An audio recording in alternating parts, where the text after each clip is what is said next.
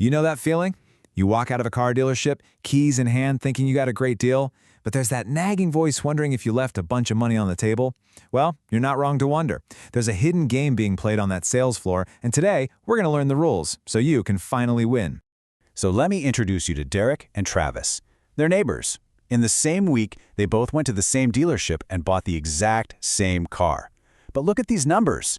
Derek paid just under 30 grand. Travis paid over 32. That's a staggering $2,400 difference for the same vehicle. So what on earth happened here? And see, that's the real kicker, isn't it? It's not just that Travis made some huge mistake. The crazy truth is, even Derek, who thought he was a negotiating genius, still left a ton of cash in the dealer's pocket. The entire system is built to make sure everyone overpays. So let's pull back that curtain. To get this, we have to start with the biggest lie in car buying, the invoice price. This is the number that almost every smart buyer focuses on, but it's really just a magic trick, an illusion meant to distract you from where the real money is being made. See, Derek was one of those smart buyers. He did his homework, he found the invoice price online, and he ground the salesman down for over an hour to get the price to just $50 over their supposed cost. The salesman probably even made a big show about how they were losing money on the deal. Derek drove off feeling like an absolute champion. But here's secret number one. That invoice price? It is not the dealer's real cost, not even close. After you sign the papers and drive away, the manufacturer quietly sends a payment back to the dealership. It's called a holdback. It's usually 2 or 3% of the sticker price, and it's pure, totally invisible profit. On Derek's car, that one little holdback was worth somewhere between $600 and almost $1,000.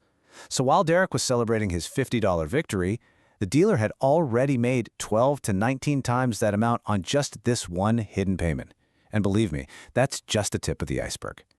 Yeah, it doesn't stop there. It's layers and layers of other payments flowing from the factory to the dealer. You've got cash incentives for selling certain models, huge bonuses for hitting sales targets, secret regional rebates you'll never hear about, even money to help them pay for the cars sitting on the lot. The point is, that invoice price you fought so hard over, it's basically fiction. But you know what? All of that, it's still a distraction. The shiny showroom, the test drive, the haggling on the sales floor, that feels like the main event, but it's not. The real money, the biggest pile of profit, is made in a tiny little office you get sent to after you think the deal is already done. Right. So they lead you down a hallway to meet the finance manager to do the paperwork. But please, do not let that title fool you. This person is not a clerk. They are a master salesperson on commission, and they are very often the highest paid person in the entire building. Their office, that's the real profit center.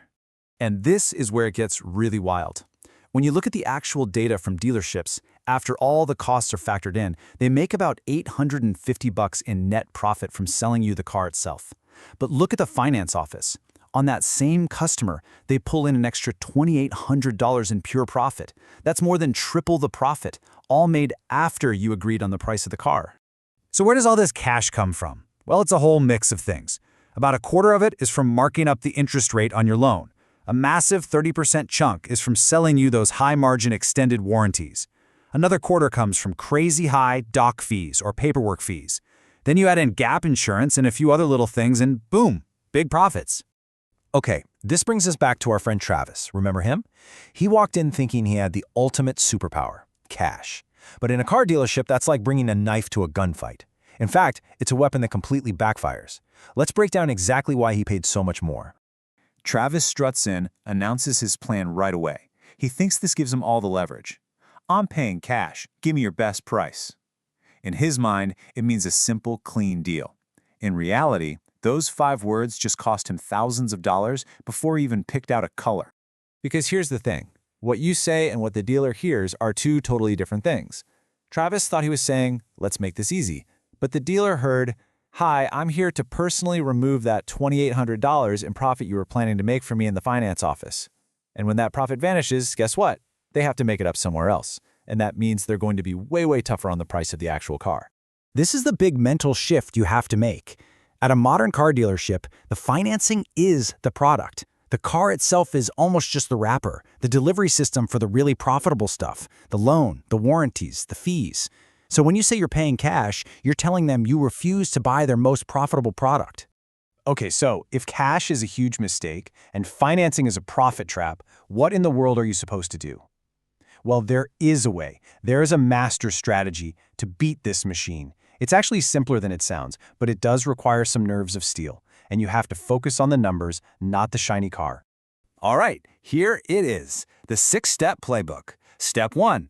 You walk in and act like a financing buyer. You never ever mention the word cash. This keeps you in their high profit category, which means they'll be more flexible on the car's price. Step 2. At some point, you casually ask if their loans have an origination fee. To them, it sounds like you're just a savvy shopper. For you, you're confirming there's no upfront fee for the loan. Step 3. Negotiate the price of that car as hard as you can. Use their expectation of making money on the back end against them. Step 4. You get to the finance office. You can actually negotiate the prices of the warranties and add-ons, because now you know how much profit is in them.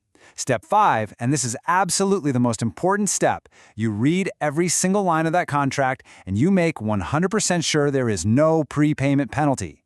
Finally, step 6, if it all checks out, you sign the loan, you take the keys, you drive your new car home, and then you pay off the entire loan the next week. What you've just pulled off is pretty brilliant.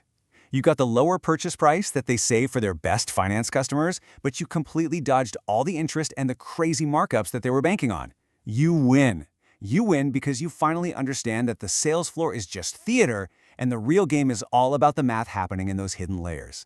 Now, this whole thing only works if these 2 golden rules are in effect.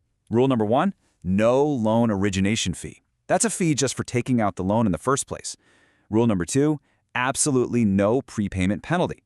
If either of those penalties exist, the math changes, and this might not be the right move.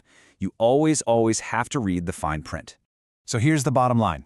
If you really want to stop getting played and start beating the dealership machine, you have to change where you're looking. The car is the emotional distraction. The real power, the real leverage, it's all in the numbers on the paperwork sitting behind that finance manager's desk. So in the end, every car buyer falls into one of these 3 roles. You can be a Derek, thinking you won when you actually just lost a little less. You can be a Travis, making a classic mistake right at the start. Or, now that you know how the game is really played, you can be the one who walks in and finally beats the machine.